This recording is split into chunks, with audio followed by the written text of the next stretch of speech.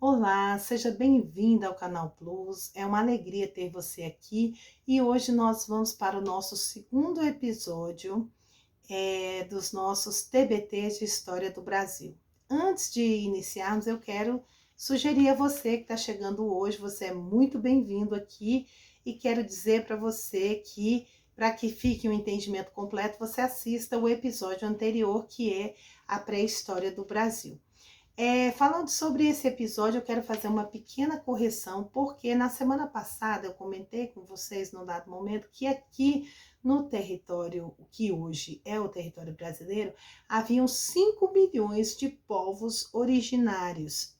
Corrija essa expressão, na verdade, não são povos originários, 5 milhões de indígenas ou 5 milhões de pessoas. Aqui na empolgação eu usei a expressão errada, certo? Então eram 5 milhões de pessoas habitando aqui o território, que hoje é brasileiro, né? Sendo que 3 milhões estavam pelo o equivalente ao interior do Brasil e 2 milhões habitavam o litoral, mas eram 2 milhões de pessoas, 2 milhões de indígenas e não de povos, certo? Feita essa correção, vamos para o nosso segundo encontro, que hoje é a descoberta, o nosso assunto de hoje é a descoberta do continente americano e o Tratado de Tordesilhas. Veja bem, enquanto aqui os nossos indígenas tiveram o seu desenvolvimento variado, né?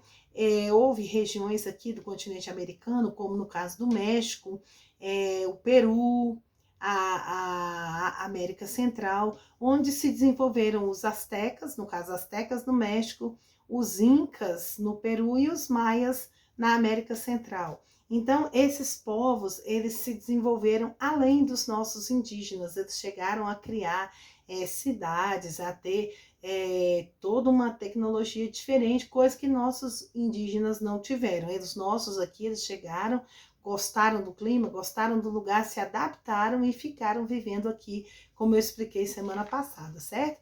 Mas esses 3 povos se destacaram, os astecas, os incas e os maias. Você pode estudar mais sobre eles lá nos livros de história dos filhos de vocês, ou também no site infoescola.com. Vocês podem estudar também pelo Brasil Escola UOL, pode estudar pelo outro site que eu pesquisei semana passada, o sme.goiania.gov.br, tá? Esses sites, e tem outros mais, né? Mas por enquanto foram esses com os quais eu venho pesquisando para poder trabalhar com vocês, além dos livros que eu tenho usado também. Bom, então enquanto os nossos indígenas estavam aqui de boa, aqui no território brasileiro, na Europa o progresso estava de vento em popa. A Europa estava vivendo o auge, já o final, digamos assim, do feudalismo, né? O feudalismo já estava entrando em decadência, a Europa já tinha plantações, os feudos, tinha cidades, tinha banco, a Europa estava se desenvolvendo muito. Por outro lado, o Extremo Oriente, a China, a Índia, a Mongólia, Japão, eles também estavam se desenvolvendo bastante, desenvolvendo comércio, desenvolvendo atividades agropecuárias, e na África também havia um desenvolvimento, só que a África, eu acho que devido à vegetação, ao clima, que era um pouco parecido com o nosso aqui, coincidiu que lá houveram tribos de aborígenes, de africanos, que viviam vida parecida com a dos indígenas aqui no Brasil, mas também tinha locais que foram como os incas e os maias e astecas, locais que se desenvolveram muito e que formaram cidades, formaram reinos. E esses reinos africanos, eles tinham o hábito de guerrear com as tribos, guerrear com aqueles mais pobres e impor o domínio deles em cima dos pobres. A gente vai falar sobre isso com mais detalhe daqui a pouco. Mas então, isso foi só para mostrar como que cada continente foi evoluindo ao longo desses 1.500 anos de história, né, de homem civilizado.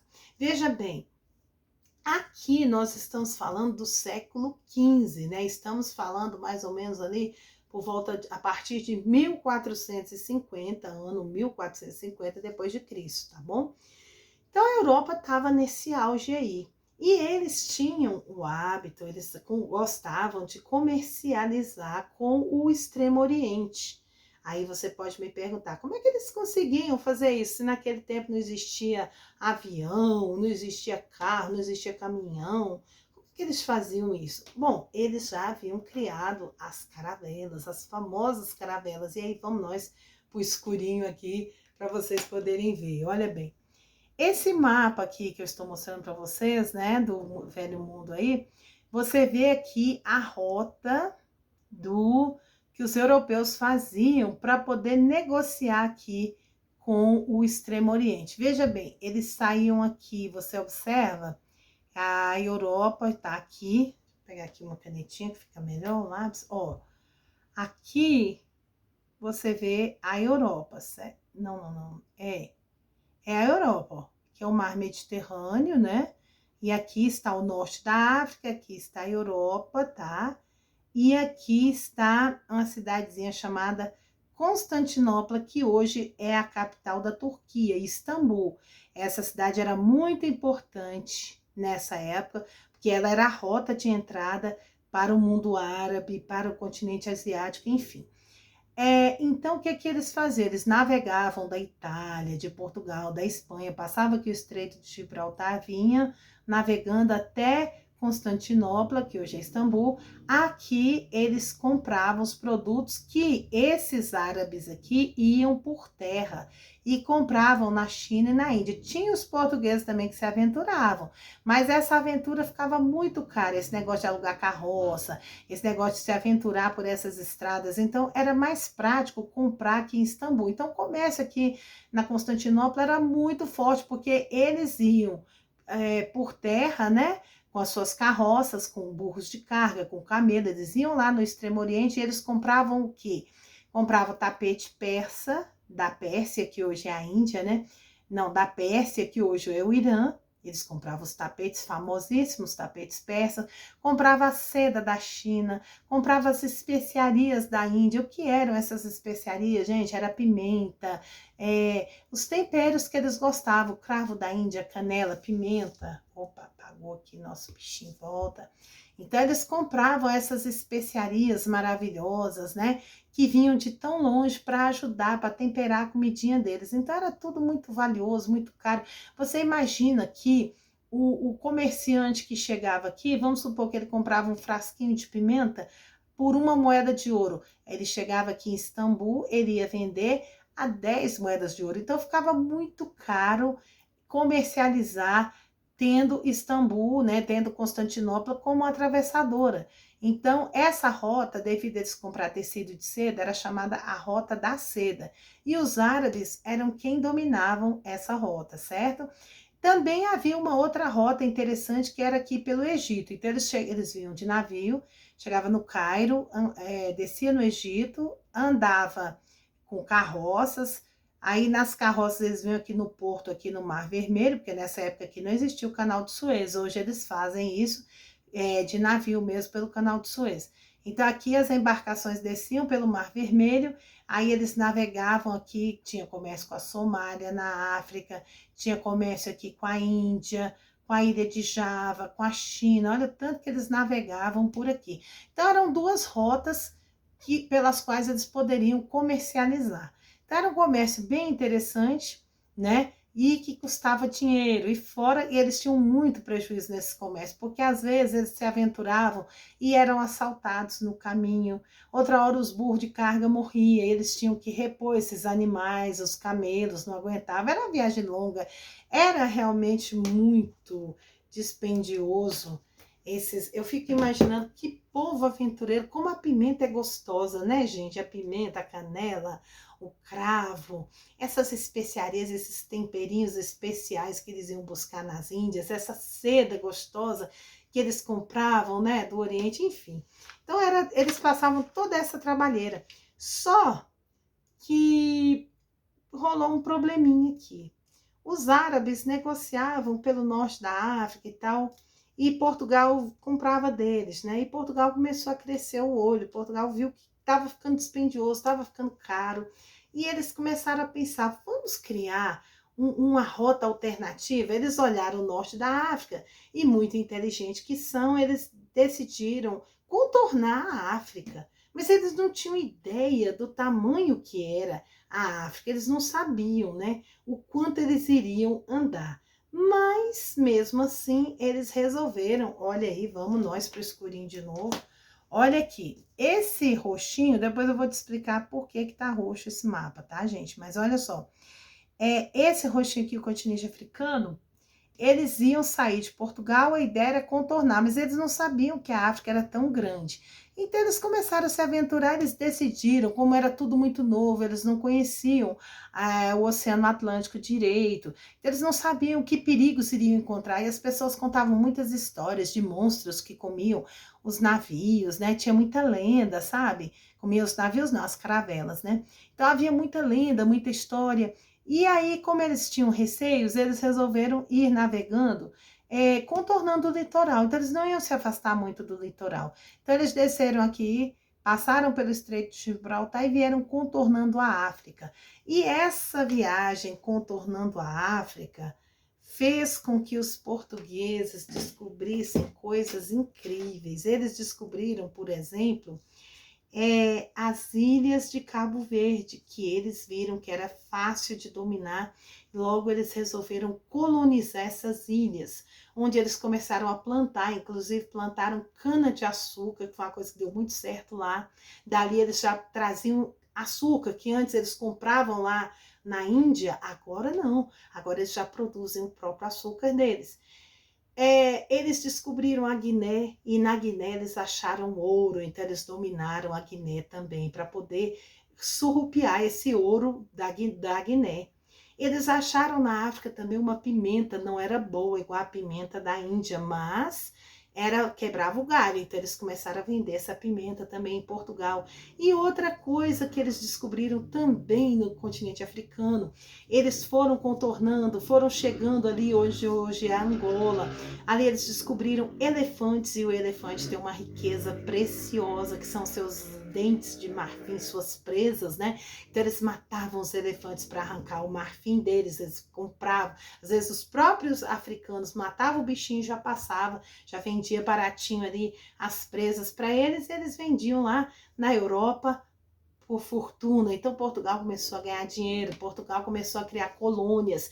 É por isso que hoje na África você vê países como a Guiné-Bissau, a Guiné Equatorial, a Angola, que são países, as Ilhas de Cabo Verde, que são países que falam a língua portuguesa por causa da influência da colonização portuguesa ali no continente. Portugal foi pioneira, claro que não foi a única, vai chegar um momento que outros países também vão se interessar pela costa da África e vão ter as suas colônias lá. Por isso que na África hoje tem países que falam inglês, francês, português, por causa dessa influência do colonizador europeu, certo? Mas quem começou foi Portugal. E outra riqueza que Portugal descobriu. Na África, lembra que eu falei que haviam tribos que eram mais tipo os nossos indígenas, e haviam povos que se desenvolveram e criaram cidades, impérios, etc. E esses que criavam esses impérios dominavam os outros através da guerra. Eles guerreavam, venciam e tornavam aqueles povos seus escravos. Só que convivendo com os portugueses, eles passaram a negociar com os portugueses essas pessoas. E foi aí que começou o comércio de escravos. Portugal comprava os escravos ali na África, nos países onde ela ia contornando, onde eles iam dominando, comprava esses escravos ali, levavam para a Europa e vendiam para os países europeus. E vários países compraram, certo? A França comprou, a Itália comprou, a Inglaterra comprou, e Portugal tinha, na época que Portugal estava nesse auge aí, 1400 e pouco, no auge das navegações, das grandes navegações, né, esse período é chamado assim. Então Portugal já tinha uma população de 10% de escravos. Que tristeza, né, gente? Então, aí como o objetivo de Portugal com esse contornar da África era chegar na Índia. E eles vão chegar, eles vão contornar, contornar, contornar, até que em um dado momento eles vão concluir essa rota e vão conseguir chegar nas Índias. Mas, enquanto isso, eles estavam se dando muito bem lá na costa africana e a Espanha cresceu o olho em cima de Portugal. Falou, não, se Portugal pode, a gente também pode. Vamos investir, vamos nessa rota. Mas aí Portugal falou, epa, esse trecho aqui é meu. Eu fui primeiro, é nossa. Vocês não podem vir pelo mesmo caminho que nós. Aí os espanhóis tiveram que botar a massa cinzenta para funcionar. E aí eles conheceram um italiano de Gênova chamado Cristóvão Colombo, que era um navegador acostumado a navegar ali pelo Mediterrâneo, acostumado a negociar com os árabes e tal. E ele era um cara muito inteligente. Por ele ser um romano, ele tinha conhecimento da cultura romana e da cultura grega também, já que Roma, antes de Cristo, já havia dominado o mundo ali, né? O mundo europeu, norte da África, toda aquela região do Mediterrâneo já foi toda colonizada por Roma, né? Então eles colonizaram a Grécia e eles tinham muito conhecimento da cultura grega. Então, tanto que virou a cultura greco-romana, né? Muita coisa dos gregos, os romanos adquiriram e colocaram nos seus conhecimentos. E um dos conhecimentos que veio da Grécia é a redondeza da Terra. Os gregos já acreditavam, já sabiam, já conseguiam provar cientificamente, observando a natureza, eles conseguiam já identificar que a Terra é redonda, enquanto hoje, em pleno século XXI, ainda tem gente que fala que a Terra é plana. Oh, meu Deus do céu! Os gregos, antes de Jesus, já conseguiam provar que a Terra é redonda. E os romanos acreditavam nisso também. E Cristóvão Colombo acreditava também. Então, Cristóvão falou lá para os espanhóis, ele falou, olha, a Terra é redonda, então por que a gente não procura um caminho alternativo para a Índia? Em vez de ir nesse percurso que Portugal faz, contornando a África, a gente vai a oeste. E aí nós vamos navegar e chegar na Índia. Entenda o que ele estava falando. Vou apagar a luzinha para vocês verem o mapinha. Olha aqui do que ele estava falando, gente. Preste atenção. Aqui está Portugal, certo? A ideia era navegar aqui, oeste, e chegar na Índia. Porque se eles não sabiam da existência aqui do continente americano, certo? Então, a ideia é que não existia nada aqui. E se a teoria deles estivesse correta, não existisse nada, realmente ele ia navegar e ia parar aqui, ó. Porque não ia ter impedimento. E os espanhóis gostaram dessa ideia. E os espanhóis resolveram investir nesta ideia. E aí o que acontece, gente? Eles pagaram para que Cristóvão Colombo então fizesse essa aventura de navegar indo na direção do pôr do sol. E ele navegou, e tanto que em outubro de 1492 ele chegou no lugar. Ele chegou nas Bahamas, mas na cabeça dele, ele havia chegado à Índia. E para ele descobriu e ele ficou muito contente, só que ele não achou as mercadorias que os espanhóis tanto queriam. Ele não achou pimenta, ele não achou tecido, ele não achou nada. Ele achou uma galera seminua, se divertindo ali, vivendo tranquila nas Ilhas Bahamas, um pessoal bem receptivo, que ele chamou de índio, já que ele havia chegado da Índia, né? Então aquele pessoal ali era índio e tal. E ali ele tentou uma comunicação e voltou feliz da vida e falou, olha, encontrei o caminho. Quando ele deu a descrição, o pessoal ficou com o pé atrás, não, essa descrição que você está dando aí não é a Índia. Você encontrou, foi outro lugar. Não, não foi outro lugar, não, eu encontrei a Índia. Aí o pessoal ficou naquela, não, esse lugar não é a Índia, não. Ele falou, é a Índia sim. Aí ele voltou algumas vezes, descobriu algumas coisas, levou frutas, levou bichinho, levou coisas que ele achou interessante para provar que ele realmente tinha chegado num lugar diferente. Aí ele morreu em 1506, até então ele morreu crente que havia chegado às Índias, mas não chegou não. E Portugal percebeu isso, que português não é burro não, viu gente? Eles perceberam isso. Pensaram, não. Eles já tinham descoberto Cabo Verde e eles pensaram, olha, os espanhóis descobriram terra. e nós vamos correr atrás dessas terras. E aí a Espanha falou, não, vocês não deixaram a gente contornar a África, agora esse caminho é nosso, vocês não vão se meter. Aí ficou aquele impasse. Como a Igreja Católica também fazia parte dessas viagens, porque a partir do momento que os portugueses começaram a contornar a África, descobrir novos povos, novas pessoas, novos lugares, a igreja se interessou para levar a mensagem de Cristo, porque a igreja sempre gostou de levar o cristianismo e catequizar os povos. Então, eles investiam nessas viagens, eles pagavam e sempre havia um padre nas caravelas, para onde chegar, já começar a pregar e a falar de Cristo e tal. Então, resultado, a Igreja Católica também financiou Cristóvão Colombo, botou seu padre e tal. A igreja resolveu ajudar, certo? Então, quando Portugal fez esse impasse todo com a Espanha, porque eles queriam também ir naquela rota e a Espanha não queria deixar, o que o Papa fez? Para acabar com o impasse, o Papa falou, gente, faz o seguinte, vamos estabelecer um meridiano e aí o que ficar a leste do meridiano fica para Portugal. O que ficar a oeste, ou seja, o que ficar do lado do pôr do sol, fica para a Espanha. Mas aí Portugal, muito esperta, falou, quer saber? Essa ideia é boa, só que nós vamos exigir uma quilometragem. Aí ele falou assim, ó, a gente aceita, mas nós queremos esse meridiano a 370 léguas das ilhas de Cabo Verde, que nós descobrimos. Aí, gente, olha só, 370 léguas, sabe o que é isso em quilômetros? São 1.552 quilômetros de distância. Então, gente, olha a façanha de Portugal, sem saber o que encontrar, olha o que esse povo fez. Observe aqui. Lembra que eu falei que eu ia explicar para vocês por que o mapa era roxinho? Olha, aqui está a linha de Tordesilhas, tá? Esse tratado foi chamado Tratado de Tordesilhas porque eles acreditavam que Colombo descobriu uma ilha. Então, eles imaginavam que havia várias ilhas e Portugal queria descobrir essas ilhas. Então, Tordesilhas. Aí, veja, tudo isso que está a leste dessa linha pertencia a Portugal. Então, no caso, a África todinha era de Portugal, e Portugal, nesse tempo, nem tinha noção que a África era esse tamanho todo, né? Esse pedaço da Antártida também seria de Portugal. A Groenlândia também seria de Portugal. Olha o tanto de terra que seria de Portugal. E esse pedaço aqui, gente, do Brasil.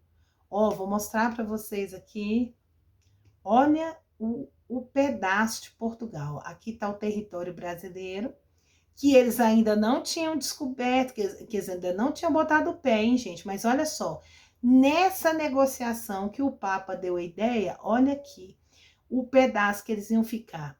Eles iam ficar com o Nordeste do Brasil todinho, Minas Gerais quase toda, tá? Um pedaço aqui do Pará, certo? Um pedacinho aqui do litoral de Santa Catarina e do litoral de Santa Catarina e o litoral do Paraná. Esqueci de tirar a internet daqui, desculpa aí pelas essas mensagens que apareceram. Então, veja, esse pedaço amarelo aqui era a terra de Portugal. Esse restante verde aqui é da Espanha. Tudo que ficou a leste era de Portugal, a oeste era da Espanha. Agora, o detalhe interessante, eles não sabiam do tamanho dessa terra. Aí que eles iriam se aventurar no mar para achar essa terra, certo? Então, por esse tratado, com a ideia do Papa, eles tinham essa distância para navegar e descobrir e tomar posse. Agora você vê como é interessante isso, né? Tomar posse de terras que eram habitadas. Essas terras tinham um dono, gente. Só que o dono dessas terras aqui não tinha a cultura e a expertise dos europeus que já documentavam, que já faziam documento, que já tomavam posse, que já faziam tratados. Não. Eles viviam aqui na pureza, curtindo a natureza, curtindo a vegetação. Eles não tinham essa maldade. E isso, olha o detalhe, Cristóvão Colombo ancorou lá nas Bahamas em 1492. Em 1493, 7 anos antes dos portugueses atracarem aqui, eles já tinham em mão o documento que dava a eles o direito de explorar essa terra, que eles nem tinham noção do tamanho dela. Olha o absurdo. É uma opinião particular minha, tá, gente? Como professora, como historiadora, os livros de história não tratam assim, mas para mim, a história brasileira é repleta de golpes. E esse foi o primeiro grande golpe, o golpe da descoberta. O golpe em cima daqueles inocentes que viviam aqui, dos indígenas, dos 5 milhões de indígenas que habitavam esse lugar, né? Dos 2 milhões que estavam ali no litoral. Essas pessoas sofreram o golpe do descobrimento. E sobre esse golpe a gente vai falar no próximo encontro.